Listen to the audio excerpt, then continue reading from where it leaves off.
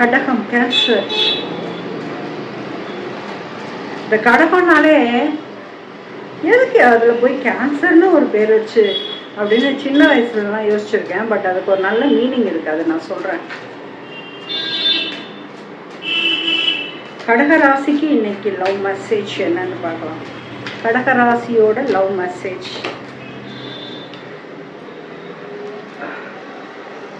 என்ன ஒரு 10 வாட்டி கீழே விழுது, ரொம்ப நைஸாக இருக்குங்க கையில். கடகராசியோட லவ் மெசேஜ் உங்களுக்கு டீல என்ன ரிஜெக்டட். ஓஹோ, ஓகே. எங்கே இப்போ ப்ரொபோசல் பண்ணியிருக்கீங்கன்னு தெரியல,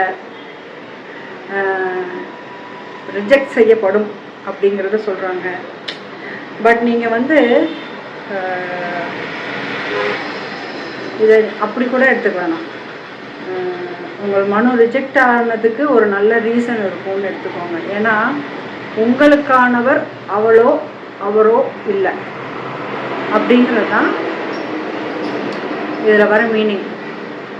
அதுவும் இல்லாமல் ஒரு என்ன சொல்கிறது, ஒரு ரிஜெக்ஷன் வந்து நம்மளோட வாழ்க்கையில் அடுத்த படிக்கு போகிறதுக்கு அடுத்த யோசனை. ஒருவேளை சரி போதுண்டா இந்த லவ் ட்ராமா, நம்ம போய் ஆக வேண்டிய பொழப்ப பார்ப்போம் அப்படின்னு போகிறதுக்கான வாய்ப்பும் இருக்குல்ல.